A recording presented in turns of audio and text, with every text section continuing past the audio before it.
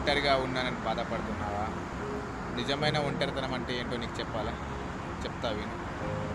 నీలాంటి నాలాంటి వాళ్ళం ఆలోచించేది ఏంటంటే మన చుట్టూ మనుషులు లేకపోవడం ఒంటరితనం అనుకుంటాం, కానీ నిజానికి అది కాదు. ఎందుకంటే చెప్తా విను. మనసులో ఉన్న బాధని చెప్పుకోవడానికి ఒక మనిషి లేకపోతే దాన్ని అసలైన ఒంటరితనం అంటారు. అంతేగాని మన చుట్టుపక్కల మనుషులు లేకపోవడం దాని కాదు.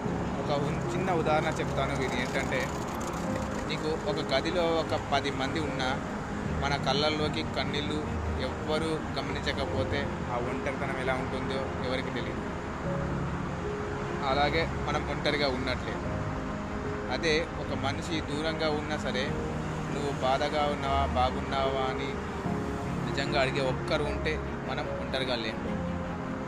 అంతేగాని కాబట్టి ఒంటరిగా ఉన్నానని బాధపడడం ఓకే. ముందు నువ్వు తోడుగా ఉన్నావని అనుకోవాలి. నీకు నువ్వు తోడు, నీ కాళ్ళపై నువ్వు నిల్చొని నాకు నేనున్నాను అని నా ఆత్మగౌరవం, నా సెల్ఫ్గా నేనున్నానని అప్పుడు నువ్వు నమ్మాలి.